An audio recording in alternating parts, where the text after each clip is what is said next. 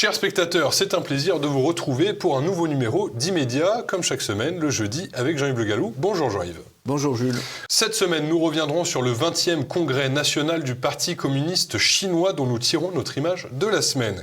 Nous nous pencherons ensuite sur une information qui est passée à la trappe, la victoire du professeur Péronne devant la chambre disciplinaire de l'ordre des médecins. Les médias lui ont craché dessus lorsqu'il a été convoqué et maintenant qu'il est blanchi, ils n'en disent plus un mot. On va se pencher un petit peu là-dessus. Dans notre revue de presse, on abordera un tas d'affaires, les rassemblements pour Lola et leur débordement, la lutte pour le pouvoir au sein de Valeurs Actuelles, des dégradations d'œuvres d'art partout dans le monde au nom de la planète, des railleries entre chefs d'État et j'en passe. Et enfin, nous consacrerons la dernière partie de notre émission au portrait de Rishi Sunak, le Premier ministre britannique qui vient d'être intronisé. Et derrière une apparence jeune, dynamique et diversitaire se cache en réalité une immense fortune, des liens inquiétants avec le World Economic Forum de Klaus Schwab et des liens inquiétants avec la Chine également. Donc restez avec nous pour découvrir tout ça et comme d'habitude, n'hésitez pas et n'oubliez pas de vous abonner, de partager cette vidéo autour de vous et de laisser votre avis en commentaire. Immédiat 416, ça commence tout de suite. Notre image de la semaine nous vient tout droit de Chine. Plus précisément, elle a été filmée à la cérémonie de clôture de la 20e édition du congrès du PCC. Regardez attentivement.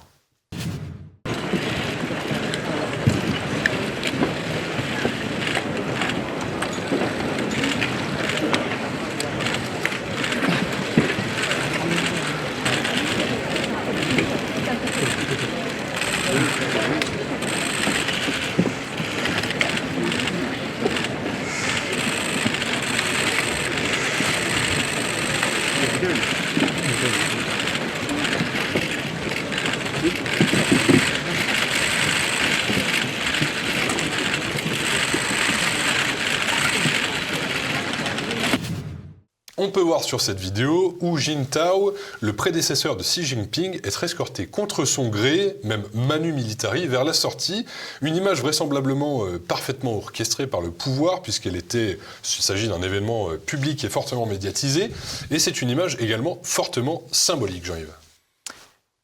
Elle est un peu glaçante, puisqu'on voit le chef d'État actuel faire embarquer on ne sait pas vers quelle destination, son prédécesseur. Peut-être la destination finale. Peut-être la destination finale. Et c'est déjà la destination finale, d'ailleurs, semble-t-il, sur l'Internet chinois, où l'ancien président Hu a disparu. C'est un peu la damnation mémorielle. Alors, qu'est-ce que ça veut montrer ou qu'est-ce que ça montre ? Ouais, je fais de l'interprétation, je ne suis pas sinologue, mais ça semble montrer un pouvoir le pouvoir du président Xi qui se raffirme, qui ne supporte pas la contestation et qui élimine les équipes précédentes. Dans un ensemble de discours assez durs, dénonçant les Américains hégémoniques et rappelant que la Chine ne renoncerait pas à la force pour reconquérir Taïwan, ce qui ne veut pas dire que la Chine va attaquer Taïwan demain. Les Chinois savent être patients, mais c'est quand même une affirmation d'une certaine dureté, comme est très dure la politique anti-Covid qui continue d'être menée dans des conditions assez hallucinantes. Et en parlant du pouvoir de Xi Jinping, justement, pendant cette cérémonie de clôture et pendant ce congrès, en fait, on a voté les pleins pouvoirs à Xi Jinping, donc une nouvelle encore un petit peu plus inquiétante en Chine, qui, comme vous l'avez dit, durcit sa position vis-à-vis de l'Occident.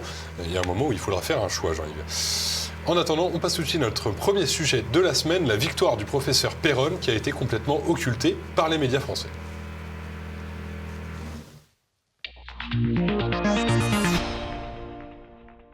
Le professeur Péronne, que vous connaissez certainement, est un spécialiste des maladies infectieuses et tropicales. Eh bien, il a été harcelé, diffamé par la presse et poursuivi par le Conseil national de l'ordre des médecins. Pourquoi ? Pour avoir finalement osé donner un point de vue divergent sur la crise sanitaire, les mesures du gouvernement et de manière plus générale sur les vaccins anti-Covid. Le premier média à faire état de cette victoire, de cette réussite pour le professeur Péronne face à cette chambre disciplinaire, eh bien, c'est France Soir. Victoire complète pour le professeur Péronne devant la chambre disciplinaire de l'Ordre des médecins, publiée le 22 octobre 2022.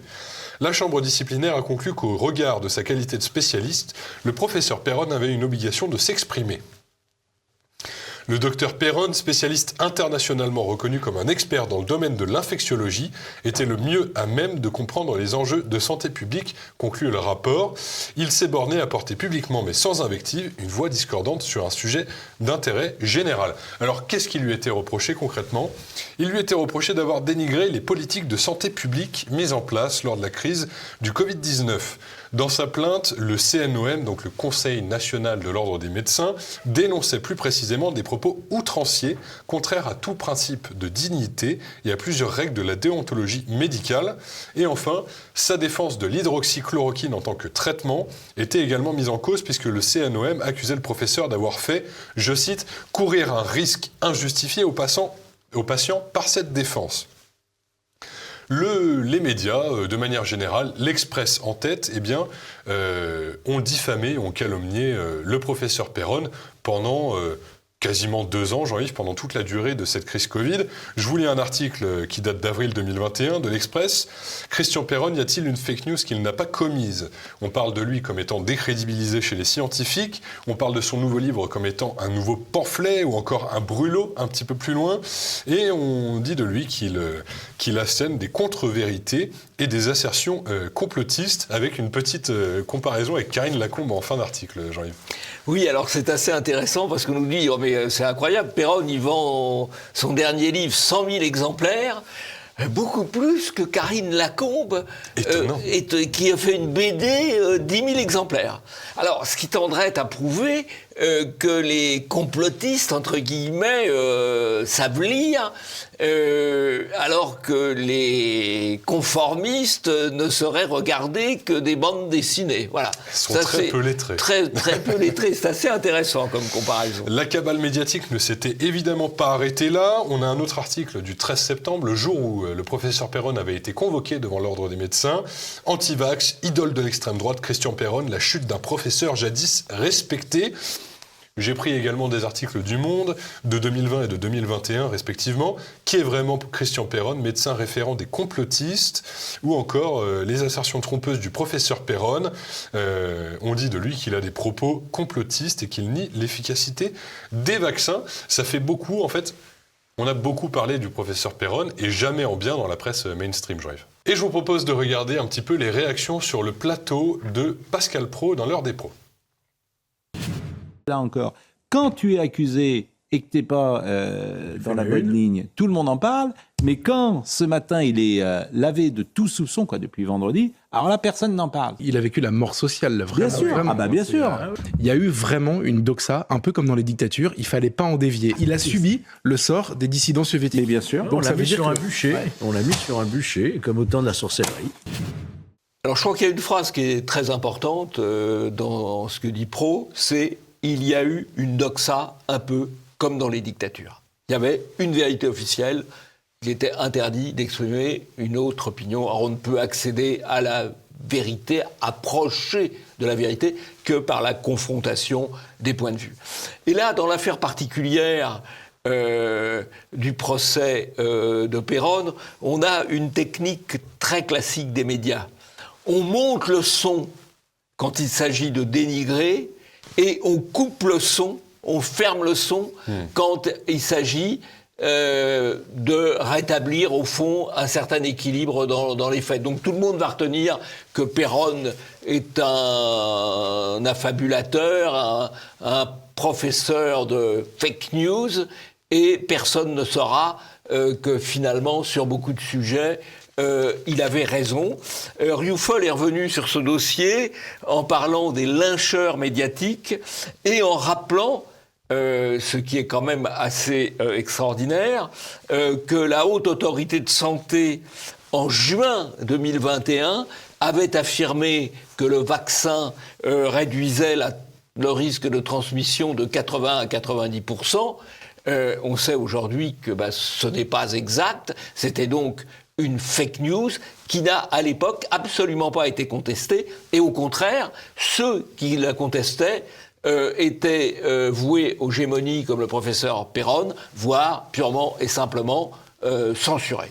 Mais ce qui est tout à fait intéressant et fascinant avec ce procès Perron et cette affaire Perron, c'est que finalement, en l'espace d'une crise Covid, où il a osé avec courage affronter un petit peu la doxa ambiante médicale et politique, il a tout perdu. C'est-à-dire qu'il a perdu son poste, on l'a diffamé régulièrement dans la presse, etc. J'imagine que ça a dû être assez dur pour lui de chuter un peu comme ça dans l'opinion et dans la communauté médicale. Et ça a également touché ceux qui osaient l'inviter ou parler de ses déclarations. On se rappelle par exemple de la mise en demeure par l'ARCOM, l'ancien CSA, de CNews, parce qu'ils avaient invité le professeur Perron, et que le professeur Perron était sorti des sentiers du médicalement correct. Absolument. Et l'ARCOM, vous savez qu'est-ce que c'est ? Quel est l'acronyme de l'ARCOM ? Je sens que vous allez me le dire. L'ARCOM, l'Agence de régulation du conformisme médiatique. Et ils y réussissent parfaitement. Il manque un O, alors il faudrait trouver un... Comme. Oui. Et d'ailleurs, en parlant de cette censure et de ses conséquences qui touchent ceux qui invitent ou qui parlent du professeur Perron, on a nous-mêmes subi une censure concernant le professeur Perron. Oui, alors effectivement, la chaîne principale de TV Liberté a aussi subi une censure à propos de Perron. Et sur les médias, on a subi, nous aussi, une censure, alors encore plus extraordinaire, puisque il nous avait été reproché de dire que les médias exagéraient les informations qu'ils communiquaient par rapport à ce qu'étaient les données officielles. Donc on se référait aux données officielles pour critiquer les médias, et cela nous avait valu malgré tout d'être censurés. Voilà. Bon, bravo pour le professeur Perron. Bravo au professeur Perron pour sa victoire en première instance. J'imagine que le CNOM fera appel et que le procès continuera encore longtemps. En tout cas, c'est une première victoire dont on peut tous se réjouir au nom de la liberté de penser, de s'exprimer, et puis la liberté finalement de la presse aussi. La liberté de recherche aussi, tout simplement. Merci Jean-Yves, je pense qu'on en a fini avec ce sujet. On va passer tout de suite à notre revue de presse qui est pleine à craquer de sujets très intéressants, donc restez avec nous. Vous le savez, si vous nous suivez, nous avons traité jeudi dernier l'affaire Lola dans notre émission, et le soir même, prenait place un rassemblement d'hommage à la petite Lola, organisé par l'Institut pour la justice, place d'Enfer Rochereau à Paris, donc c'était le jeudi soir. Et cela ne vous étonnera pas quand je vous dirai que les médias ont des œillères et choisissent parfaitement leur sujet, et ce qu'on va vous montrer en est un exemple parfait. Alors BFM TV nous parle tout d'abord d'agression de journalistes en marge de la manifestation, sans mentionner bien sûr en fait l'agression qu'a subi Georges Dito, c'est-à-dire le directeur de la rédaction de Livre Noir aux mains des milices Antifa. Donc on va regarder ça d'un peu plus près. Rassemblement pour Lola, plusieurs débordements observés à la fin de la manifestation. On regarde tout de suite ce qui se disait sur le plateau de BFM TV concernant ce sujet. Paul Larouturou qui est prise à partie. Vous étiez là, Anthony Lebos. On était à quelques centimètres. On a les images, vous pouvez nous expliquer ce qui se passe? Si on a les images, voilà, effectivement. Alors, on a vu un fumigène qui a été lancé, notamment sur la caméra de nos confrères. Ce même fumigène qui ensuite nous est revenu presque au niveau des gens. Dans ce mouvement-là, c'est dommage qu'on n'ait pas le son, mais on a entendu une vingtaine de manifestants encagoulés qui chantaient, par exemple, journalistes collabos et qui le répétaient une bonne quinzaine de fois. On a entendu aussi des Darmanin démission, Macron en prison. Et ce n'est pas fini, bien sûr. À la fin du rassemblement pour Lola, plusieurs manifestants s'en prennent à la presse. Journalistes collabos, crient certains, en bousculant violemment un journaliste. L'une de mes collègues s'est fait cracher dessus et traitée de pute. Jean-Yves, on monte un petit peu en épingle des agressions qui n'en sont pas vraiment... Alors, c'est toujours le traitement... On ne traite pas l'information, c'est-à-dire le nombre de personnes sur la place, le témoignage d'un certain nombre de parents de victimes, témoignage vidéo d'un certain nombre de victimes, les discours. On ne traite pas ça, on traite la périphérie avec des choses un petit peu ridicules. Le fait qu'il y ait un fumigène n'est pas en soi un événement absolument abominable. Enfin, c'est tout à fait... Par contre, il y a une vraie agression. en marge, c'est vrai, de cette manifestation, puisque le rédacteur en chef, comme vous l'avez dit, de Livre Noir est agressé, et lui... agressé, mais lui, tabassé. On est obligé de faire venir les policiers et les pompiers, et il est hospitalisé. Hello tout le monde. Je viens de me faire agresser par des antifas. Je viens de me faire agresser par des antifas dans Paris parce que j'étais à la manifestation pour Lola. Voilà, faites tourner la vidéo. Ils traînent dans le coin, faites attention à vous. Mais ça n'intéresse pas les médias de grand chemin. Oui, il faut reconnaître quand même à jean-marc-morandini.com d'avoir traité cette affaire, mais mis à part ce site-là, il n'y a que les médias alternatifs pour en parler, Boulevard Voltaire, L'Incorrect, TVL, etc. On va rester un petit peu avec ce sujet sur Lola, parce que ça reste un petit peu dans la même veine, ce que je vais vous montrer. Je vous montre tout de suite Léa Salamé face à Marion Maréchal, qui essaye de la faire culpabiliser. Marion Maréchal, n'avez-vous pas honte? Et vous, ne vous êtes pas trompé de personne, ne vous êtes-vous pas trompé de personne et ne devriez-vous pas poser cette question plutôt à Gérald Darmanin? Parce que celui qui devrait avoir honte aujourd'hui, c'est le ministre de l'Intérieur qui, indirectement, dans ce drame, porte quand même une responsabilité. Exploiter des fins politiques. Pardon, le meurtre de cette femme avant qu'elle soit enterrée. Je vais vous répondre. Avant qu'elle soit enterrée. Je vais vous répondre. Vous êtes mère de famille. C'est une scène très forte. C'est une scène très forte. Parce que Salamé utilise la rhétorique absolue du terrorisme intellectuel. Dans la rhétorique absolue du terrorisme intellectuel, il y a deux éléments. Vous n'avez pas le droit de dire ça et vous n'avez pas honte. Vous n'avez pas honte, qui est aussi une manière d'interdire. Elle reprend d'ailleurs, bien qu'elle ne soit pas sur la même chaîne, les mêmes éléments de langage que ceux de M. Toussaint, qu'on avait signalé la semaine dernière. Cet enfant n'est pas enterré, M. Rigaud. De quoi parlez-vous? C'est indécent ce que vous faites sur cette affaire. C'est-à-dire, vous n'allez pas faire des manifestations d'hommage avant qu'elle ne soit enterrée. Il s'agit d'interdire de tenir certains propos ou de faire sortir du néant des événements que les médias de grand chemin veulent camoufler. Il faut dire que Marion Maréchal répond très bien. Oui, de manière assez adroite. Elle répond adroitement et sans plier. C'est très bien. Mais on voit la manœuvre d'intimidation, de terrorisme intellectuel de Madame Salamé. Ce qui est intéressant, c'est que Pierre Sautarel a retrouvé et l'a publié sur Twitter le moment où Léa Salamé parlait elle-même du petit Thaïlande, vous savez, le migrant, un enfant de 4 ou 5 ans qui avait été retrouvé échoué sur une plage. On va regarder ça quand elle se frottait à Michel Onfray. Mais c'est juste une parenthèse. Mais sur les migrants, la question qui vous a été posée dans le Figaro, c'était le jour ou 2 ou 3 jours après la photo du petit Thaïlande. L'émotion a-t-elle remplacé la raison? D'abord, que pensez-vous de cette photo? Immédiatement, votre première réponse, c'est pas de dire il faut accueillir les migrants, comme vous nous le dites ce soir. Ce n'est écrit à aucun endroit de cette interview, à aucun endroit où vous vous positionnez en disant il faut accueillir les migrants, à tel point qu'on peut se demander quelle est votre position sur la question. Ça complète tout à fait ce qu'on a dit, puisque dans la trilogie, en quelque sorte, du terrorisme intellectuel, il y a « vous n'avez pas le droit de dire cela »,« vous n'avez pas honte de faire cela » et « vous devez faire cela ».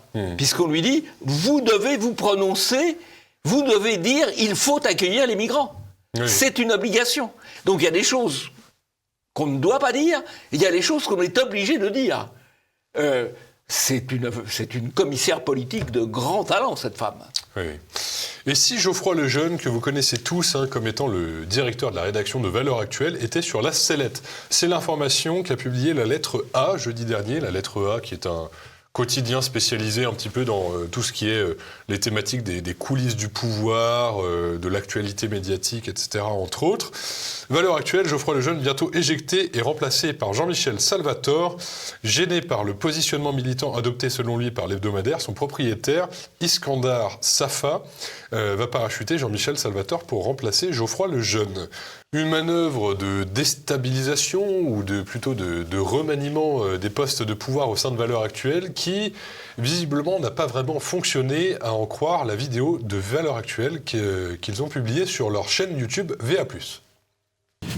Ce qui qu'ils veulent, c'est notre affaiblissement, notre renoncement, notre extinction, notre mort. Ils ont cru l'obtenir maintes fois. Aujourd'hui encore, ils pensent toucher au but. Ils annoncent des changements de direction, des changements de ligne, des recentrages. Autant de manières de nommer la fin d'un journal qui décidément les obsède. Cette énième tentative de déstabilisation a conduit un grand nombre d'entre vous à nous écrire pour manifester votre inquiétude, votre écœurement ou votre incompréhension. Rassurez-vous, une fois encore, ils ont perdu.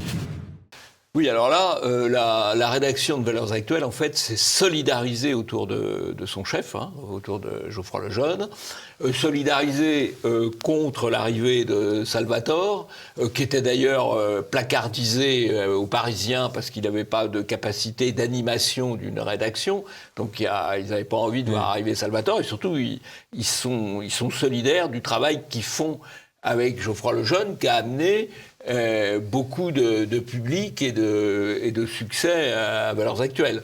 Alors, évidemment... C'est une sorte de levée de bouclier. C'est une levée de bouclier. Alors, le match n'est peut-être pas fini, puisque le propriétaire, qui est un homme d'affaires franco-libanais, M. Safa, reviendra peut-être, on n'en sait rien. Mais ce qui est sûr, c'est que c'est un bras de fer qui n'est pas évident, parce que... si le propriétaire passait en force, on peut penser qu'un certain nombre de journalistes feraient jouer la clause de conscience, et donc ça coûte très cher, que probablement une partie du lectorat disparaîtrait avec le changement de ligne éditoriale, et que les gens qui seraient partis recréeraient ailleurs, sur Internet ou sous une autre forme, ce qui faisait Valeurs Actuelles. Donc là, il y a un rapport de force. Alors c'est assez intéressant parce que c'est assez classique le rapport de force entre le capital et les journalistes.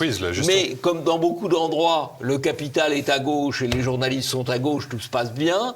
Là, ce sont des journalistes, entre guillemets quand même, on peut le dire, de droite, qui réagissent et qui se défendent contre ce qu'ils considèrent un peu comme une prise sur leur précaré. Face à cette levée de bouclier, justement, et aux nombreuses réactions sur les réseaux sociaux d'abonnés de VA qui disaient si Geoffroy Lejeune part, je pars aussi, eh bien, la Lettre A a publié une nouvelle information, c'est que Iskandar Safa a finalement renoncé un petit peu à son projet, en particulier Jean-Michel Salvatore, qui était pressenti pour remplacer Geoffroy Lejeune, eh bien, il a finalement renoncé face au soutien dont bénéficie le directeur de la rédaction de Valeurs Actuelles en interne. Une sorte de victoire finalement pour la rédaction de Valeurs Actuelles qui ne s'est pas laissé faire, et ça c'est intéressant. J'ai une maintenant, une une du Parisien à vous montrer, Jean-Yves. L'inquiétante douceur du climat, c'était la une hier, le mercredi 26 octobre. Ça c'est quand même fabuleux, parce qu'on a toujours considéré que le climat, quand il était clément, c'était plutôt plus agréable que quand il était froid et pluvieux, que la douceur, c'est Ronsard qui parlait de la douceur angevine, c'était une bonne chose. Et donc là, on nous dit, mais c'est inquiétant. Il fait beau, c'est inquiétant. L'inquiétante douceur. La vraie question qu'on peut se poser d'ailleurs, parce qu'on parle toujours de la catastrophe du réchauffement climatique, mais on peut se poser la question, est-ce qu'il n'y aurait pas des bons côtés dans le réchauffement climatique, des côtés agréables dans le réchauffement climatique ? Et c'est vrai que le climat de Nice est considéré comme plus agréable que celui de Paris ou de Londres. Alors voilà. Moi, je préfère l'hiver personnellement, donc ça irait pas dans mon sens, mais allez en Norvège. Et puis je suis un peu déçu parce que pour moi, ce qui décrédibilise un petit peu ce discours alarmiste chez les médias, dans les années 70, tous les plus grands médias du monde nous prévoyaient une ère glaciaire. Et nous expliquaient que d'ici les années 2000, on serait recouvert sous la glace.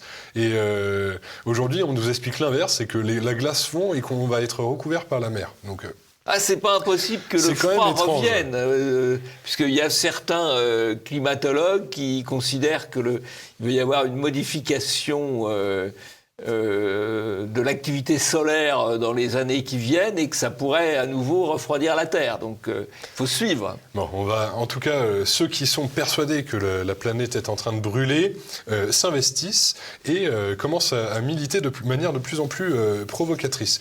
La dégradation d'œuvres d'art est devenue un sujet mondial en l'espace de peut-être une semaine ou deux, Jean-Yves, après que des militants écologistes aient lancé de la soupe à la tomate sur un tableau de Van Gogh il y a une douzaine de jours.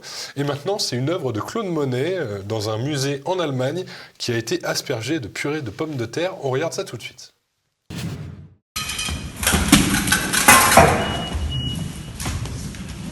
Hallo.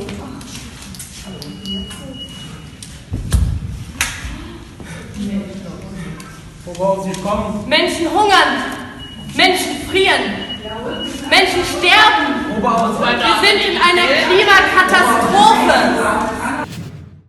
Pour les mêmes raisons, le mannequin de cire de Charles III a été entarté au musée Tussaud à Londres. On regarde également cette vidéo.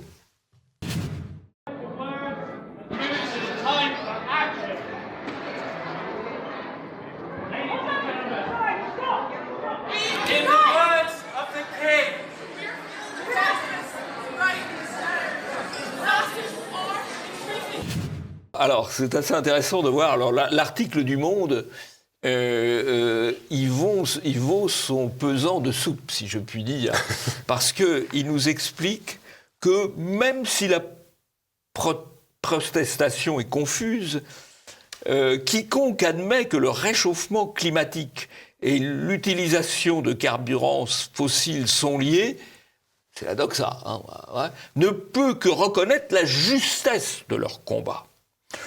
Mais les moyens pour le promouvoir ont, dans ce cas précis, suscité des réactions contrastées. Contrastées, ça veut dire qu'il y a des approbations, il y a des désapprobations, mais il y a aussi des approbations.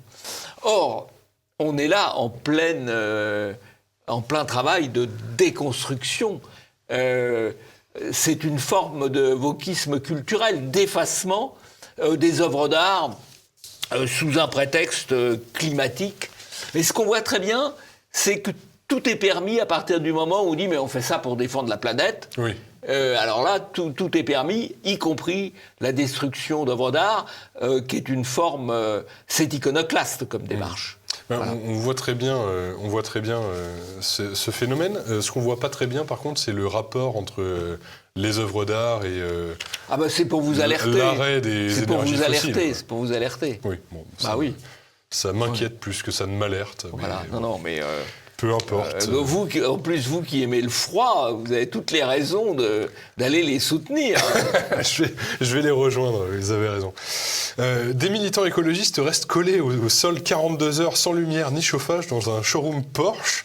Est-ce que vous pouvez revenir un petit peu là-dessus, Jean-Yves ? C'est une autre manifestation du même genre, mais là, ça s'est un peu mal tourné pour les, je ne sais pas comment on peut les appeler, les extrémistes. Oui, les extrémistes écologistes. Les extrémistes pseudo-écologistes, oui, puisque la direction du hall d'exposition les a laissés sur place pendant 48 heures, collés, et là, évidemment, ils ont moins apprécié.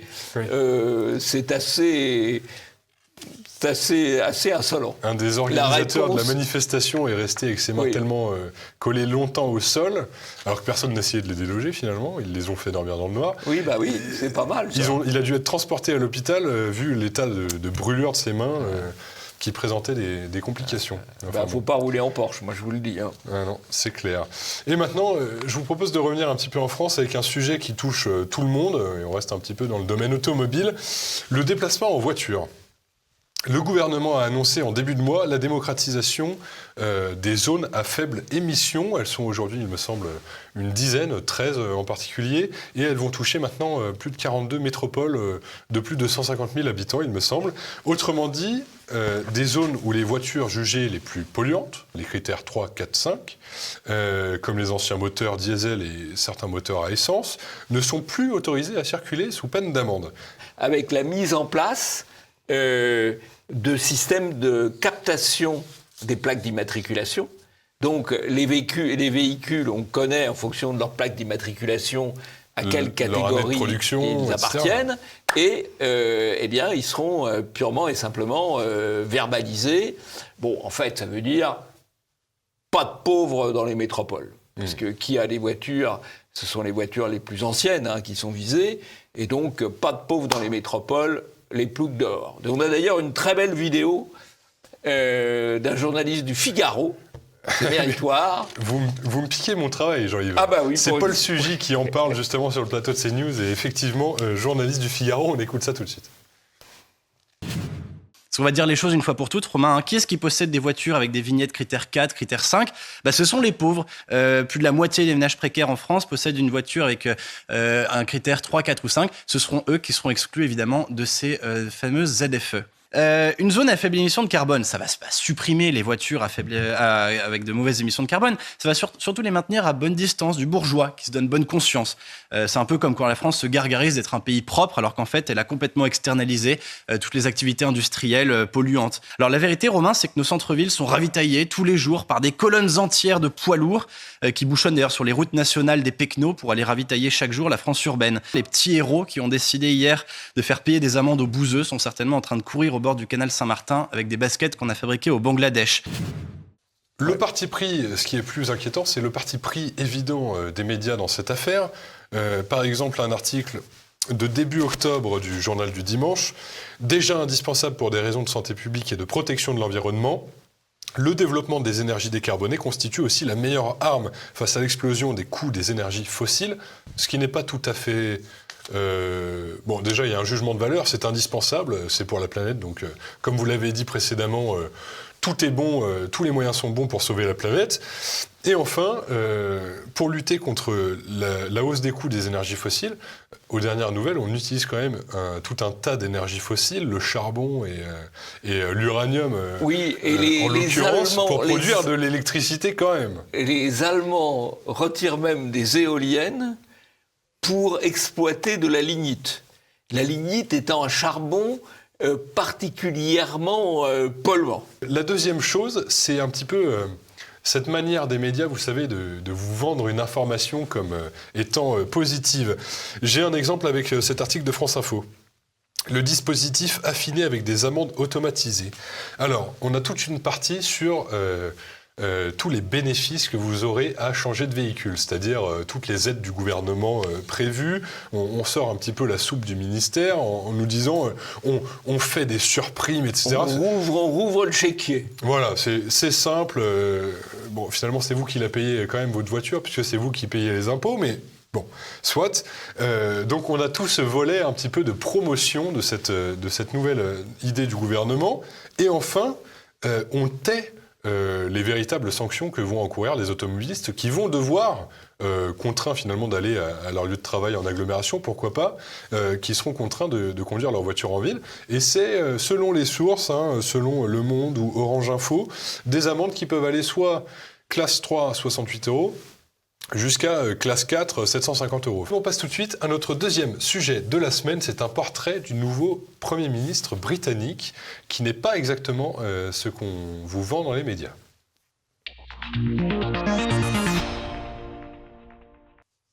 Alors depuis quelques jours, on en a tous entendu parler de Rishi Sunak, le nouveau Premier ministre. Mais qui est-il vraiment, cet homme propulsé à la tête du gouvernement britannique suite à la démission de Liz Truss ? Les médias français déjà se réjouissent de voir un jeune Indien à la tête de la Grande-Bretagne, mais sa couleur de peau, est-ce que c'est vraiment l'élément le plus important dans cette nouvelle nomination, Jean-Yves ? Selon Renaud Pila, oui, en tout cas. C'est un signe que le monde change. Rishi Sunak est le premier Britannique d'origine indienne à devenir chef d'État à l'âge de seulement 42 ans, financier auprès des études brillantes dans les meilleurs établissements du pays. On a l'impression que c'est un petit peu le golden boy britannique, c'est un petit peu leur Macron à eux. Et c'est un petit peu la même veine, tous les articles qui ont paru à ce sujet. L'Europe 1 nous parle du premier chef de gouvernement non blanc. Le Monde nous fait état de la fierté nationale en Inde suite à la nomination de l'enfant du pays. Le Télégramme nous parle d'une révolution douce parce que c'est le premier ministre indien. Et enfin, Ouest France avec... le top du top dans l'article engagé, Jean-Yves. Rishi Sunak, un Premier ministre moins clivant, bientôt à la tête du Royaume-Uni. en nous parlant d'un riche dandy de 42 ans. Alors ça, c'est le côté moins clivant est extraordinaire, parce que, effectivement, c'est un riche dandy, comme vous le dites. Il est passé par le Goldman Sachs. Alors ça, c'est pas clivant, Goldman Sachs, c'est quand même bien. Hein. Ouais, comme Macron. Il a été sélectionné, comme Macron, par Davos et par le Bilderberg. Il est marié, c'est tout à fait intéressant, à l'héritière d'une des plus grandes fortunes indiennes, et pas n'importe quelle fortune, puisque c'est une fortune acquise à travers Infosys, qui est la grande entreprise de contrôle social en Inde et qui travaille sur les monnaies numériques, l'identification numérique, donc le contrôle social. Il est par ailleurs, entreprise qui est par ailleurs très proche du World Economic Forum. Donc on voit, ça n'est pas clivant. Si vous êtes Bilderberg, Davos, ce qui était d'ailleurs aussi le cas de Mme Truss qui l'a précédé, mais peut-être pas le cas de Blanc-Bonnet et Bonnet Blanc, oui, mais ça c'est pas clivant. Vous êtes banquier d'affaires, vous devenez Premier ministre britannique ou président français, ça n'est pas clivant, c'est normal. Voilà.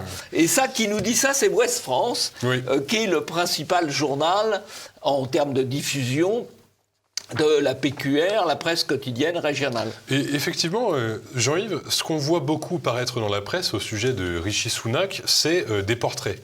Qui est-il ? C'est formidable, il a fait des études brillantes, etc. Bon, des études brillantes à Winchester College, qui est un petit peu l'établissement rival de l'Eton College, l'établissement le plus prestigieux de Grande-Bretagne. La scolarité, c'est 41 000 pounds à l'année, donc grosso modo 46 000 ou 47 000 euros par an. Et ce qu'on ne montre jamais dans les portraits, justement, c'est ce que vous dites. C'est les liens avec le World Economic Forum de Klaus Schwab, notamment le fait que les plus grands pontes de Infosys, cette compagnie indienne, écrivent régulièrement des articles de propagande sur le site du WEF. C'est le cas par exemple de Mohit Joshi, donc le beau-père de Rishi Sunak. Je me perds un petit peu dans les noms indiens, je suis désolé. Qui nous disait par exemple, en vantant les bienfaits de la monnaie numérique en Inde, il y a des graves problèmes de transmission du virus à cause de la monnaie liquide. Donc, qui peut blâmer Qui peut donc en vouloir à la Banque populaire de Chine de détruire des stocks et des réserves de liquide sous prétexte qu'ils les trouvent dans des zones infectées ? Ou encore, les monnaies digitales et virtuelles ont des avantages politiques et sociaux. Et oui, parce que, si vous voulez, moi j'ai appris, quand j'étais petit, que la monnaie c'était de la liberté frappée. C'est-à-dire, on avait de la monnaie, on en faisait ce qu'on voulait. Oui. Avec la monnaie numérique, on pourra parfaitement vous dire, vous n'avez pas le droit de l'utiliser comme ça, vous n'avez pas le droit de l'utiliser comme ci, ou tout simplement, si vous déviez, on vous coupe le compte. Voilà. On peut restreindre. C'est encore plus simple que de couper le compte bancaire, on vous coupe le compte, on peut restreindre les usages. Voilà, c'est une formidable atteinte potentiellement aux libertés, mais on sait que ça existe déjà en Chine. La Chine est le modèle, est en train de devenir le modèle du monde. On l'a vu avec le Covid, on l'a vu avec le Covid et on va le voir avec ça. On peut restreindre vos achats, on sait où vous les faites, quand vous les faites, on sait d'où vient votre argent, où est-ce que vous le gardez. Enfin, c'est une atteinte à la liberté individuelle qui est absolument énorme et les gens ne se rendent pas vraiment compte. Vous avez mentionné la Chine, Jean-Yves, enfin on l'a mentionné. Une deuxième chose qui n'est jamais mentionnée par les médias lorsqu'on parle de Rishi Sunak, c'est ses liens avec la Chine et le fait que la Chine ait poussé la candidature de Rishi Sunak au poste de Premier ministre. Ceux qui en parlent le mieux, finalement, c'est les Chinois. Dans Global Times, un quotidien chinois, mais de langue anglaise, les liens entre la Chine et la Grande-Bretagne pourraient s'améliorer avec l'arrivée d'un nouveau Premier ministre. On parle de Rishi Sunak, en l'occurrence. La plupart des candidats ont une position extrêmement dure avec la Chine, mais ce n'est pas le cas de cet homme pragmatique. Et on parle de Rishi Sunak, encore une fois. Quand il était le ministre des Finances en juillet 2021, il insistait pour que la Grande-Bretagne amplifie encore ses relations économiques et stratégiques avec la Chine. Et on s'en félicite dans cet article. On n'a jamais mentionné ces liens douteux. On l'a vu en début d'émission. Ce danger que représente un petit peu la Chine pour un Occident qu'elle déteste. On ne parle jamais de cette chose parfaitement inquiétante, c'est un chef d'État britannique, dans les médias français. Alors, ce qu'on ne dit pas non plus sur ce Premier ministre britannique, c'est que semble-t-il, il est assez réservé sur l'immigration. Et il faut voir qu'il y a là, parce qu'on nous dit c'est formidable, c'est un nom blanc. Alors, c'est formidable, c'est un nom blanc. Oui, il faut savoir que c'est un hindou. Et qu'en Grande-Bretagne, les hindous sont, par le comportement, plus proches des Anglais de souche que des Pakistanais, qui viennent pourtant de la même région du monde qu'eux, ou que des Jamaïcains. En Angleterre, en Grande-Bretagne, il y a des statistiques ethniques. Et par exemple, on sait qu'en matière de réussite scolaire, ou qu'en matière d'emploi, ou qu'en matière de plus ou moins grande délinquance, les hindous, et les hindous sont plutôt plus près des Anglais de souche que des Pakistanais et des Jamaïcains qui ont des comportements, on va dire, moins civiques, pour rester gentils. Il y a aussi une différence électorale, puisque la communauté hindoue est plus portée vers le vote conservateur que la communauté pakistanaise, qui est plus portée vers le vote travailliste. Voilà. Donc, bon, il va peut-être se passer des choses imprévues aussi en Grande-Bretagne. Oui, et notamment peut-être une politique plus dure sur les gangs de Pakistanais qui violent et kidnappent des centaines des milliers même de jeunes filles britanniques depuis des dizaines d'années, quasiment en toute impunité, y compris dans un silence médiatique effroyable. On a consacré une émission à ce sujet. Donc, vu que c'est des gangs pakistanais, il va peut-être être plus dur. En tout cas, il a fait des déclarations qui vont dans ce sens. Oh, il va quand même sûrement avoir un ministre pakistanais dans son gouvernement. Voilà, mais bon... Oui. Mais c'est affaire à suivre, Oui. Mais de toute manière, cette affaire de couleur, et un dernier mot, j'en finis vite, cette affaire de couleur de peau et d'origine ethnique a très peu d'importance quand on voit qu'ils ont tous, ces premiers ministres qui succèdent, tous le même, ils viennent tous du même substrat sociologique finalement. Sociologique et idéologique. Voilà, ils ont les mêmes idées, ils fréquentent les mêmes organisations, les mêmes personnes, et ils sont tous issus des mêmes écoles à 50 000 € l'année. Ouais. À partir de là, est-ce qu'il y a vraiment une différence de l'un à l'autre ? C'est une affaire à suivre. Avez-vous un coup de chapeau cette semaine, Jean-Yves, pour conclure ? Je voudrais donner un coup de chapeau à un certain nombre de militants qui ont été absolument scandaleusement condamnés dans l'affaire de l'occupation pacifique, gentille, des locaux de SOS Méditerranée qui ont été condamnés dans des conditions absolument scandaleuses, je crois 90 000 € de dommages et intérêts, et 8 mois de prison avec sursis pour Jérémy Piano, Thaïs Escuffon et quelques autres.